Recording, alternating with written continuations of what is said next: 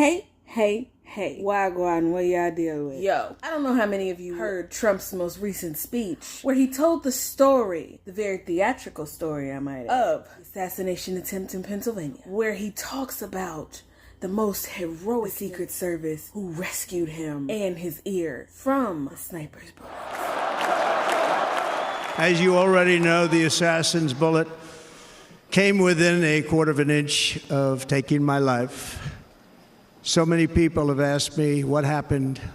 Tell us what happened, please.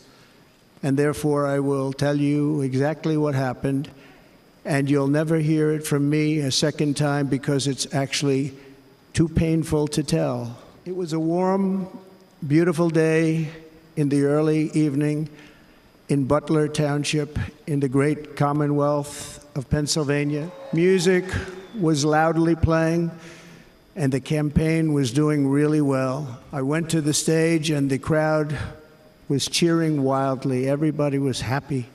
I began speaking very strongly, powerfully, and happily, because I was discussing the great job my administration did on immigration at the southern border. We were very proud of it. Behind me and to the right was a large screen that was displaying a chart of border crossings under my leadership. The numbers were absolutely amazing. I started to, like this, turn to my right and was ready to begin a little bit further turn, which I'm very lucky I didn't do, when I heard a loud whizzing sound and felt something hit me really, really hard on my right ear. I said to myself, wow, what was that? It can only be a bullet, and moved my right hand to my ear, brought it down. My hand was covered with blood. As very brave Secret Service agents rushed to the stage and pounced on top of me so that I would be protected. I had God on my side. In the fading sun, crowds run for the exits or stampede, but not in this case. It's very unusual. This massive crowd of tens of thousands of people stood by and didn't move an inch. In fact, many of them bravely, but automatically stood up looking for where the sniper would be. They knew immediately it was a sniper, and then began pointing at him. You can see that if you look at the group behind me. That was just a small group. Nobody ran, and by not stampeding, many lives were saved. The reason is that they knew I was in very serious trouble. They saw it. They saw me go down. They saw the blood and thought, actually most did, that I was dead. They just, this beautiful crowd, they didn't want to leave me. They knew I was in trouble. They didn't want to leave me. And you can see that love written all over their faces. Bullets were flying over us, yet I felt serene. And then it all stopped. And with only one bullet used, took the assassin's life. I'm not supposed to be here tonight.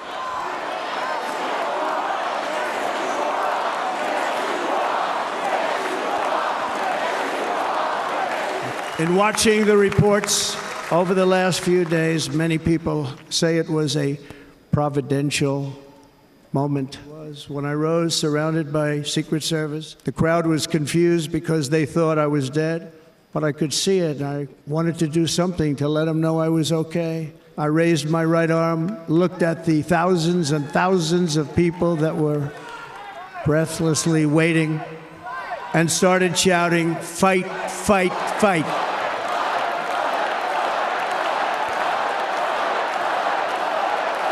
Once my clenched fist went up, and it was high into the air, you've all seen that, the crowd realized I was okay and roared with pride for our country like no crowd I have ever heard before. Tragically, the shooter claimed the life of one of our fellow Americans, Corey Comparator, unbelievable person, everybody tells me, and seriously wounded two other great warriors.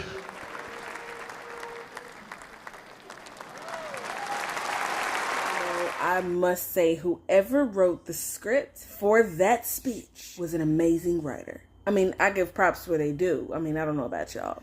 So, I wanted to get on here today because I wanted to talk about the thing that has taken over the social media world right now and that everybody is talking about, which is, of course, Joe Biden passing the mantle to Kamala Harris as far as her being the presidential nominee for the Democratic Party. Everybody is talking about it right now, and people are split.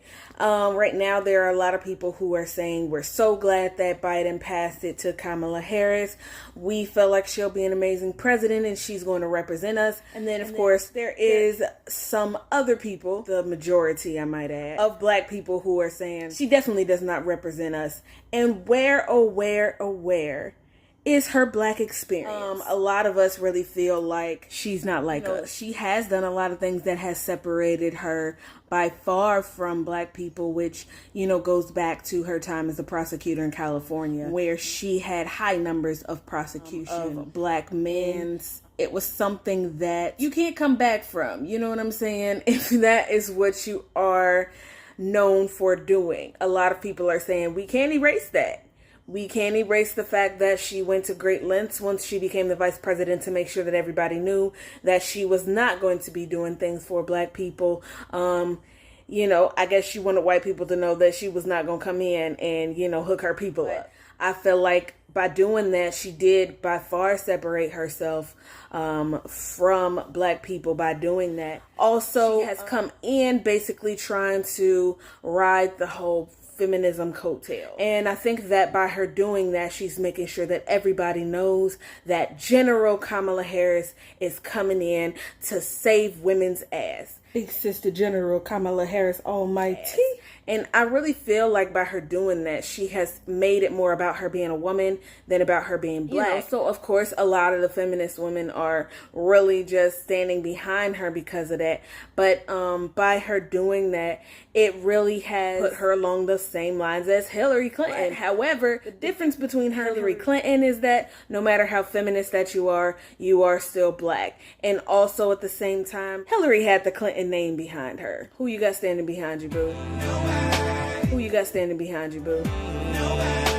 Who you got standing behind you, boo? Nobody, baby.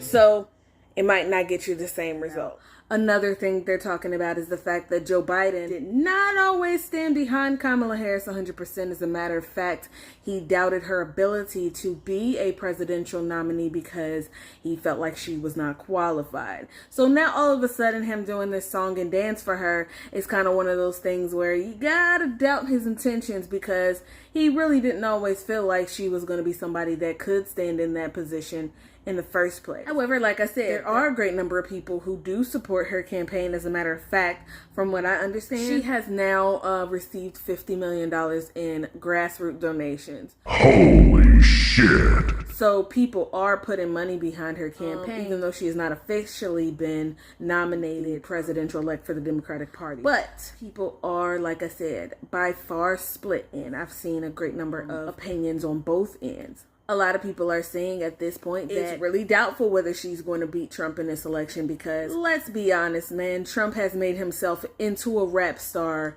right now. I mean, he could totally come out with a rap album, you know what I'm saying, and it would go gold. It would go platinum. Whether it was, him staging this whole thing as far as the assassination or whether there was really an assassination attempt on him from the Republican Party, which some people are saying that could possibly be as well. Whichever one happened, the whole thing is that it made him into the Great White Hope. And two words apply: history and momentum. Trump leads in our poll, our newest poll, by 5 points. He has never had that kind of polling advantage ever in his political life. I stand before you this evening with a message of confidence, strength, and hope. I am running to be president for all of America. A lot of people feel like, Kamala Harris does not represent us. It's not the same thing as, you know, her being a genuine black woman going into this, everybody feels like she's not a representation of black people or black women. As a matter of fact, I've heard a lot of people say they wish Michelle Obama would come back and run for presidency. And from what I understand, she was asked to run for presidency at one point against Trump, but she turned it down and she said, you know what, I'm not going to put my family through that. And so she didn't end up doing it. But a lot of people are saying, please come back, Michelle. So I just wanted to get up here and talk about that today. Everybody has one opinion or the other about it, and we have yet to see what's going to happen. We shall see. But like always, I'm going to go ahead and put my social media information right here. Hit me up, y'all. Let me know what y'all think about this. I mean, this is something that could be a huge turn in this election this year. Also, I'm going to put my YouTube information right here as well. Y'all go ahead and hit subscribe and also hit the notification bell so that you can be notified when I do put up videos. Hit me with some likes. Hit me with some love. You know what I'm saying? Let me know something. What's up? Y'all like me? What's going on? But in the meantime, in between time, peace.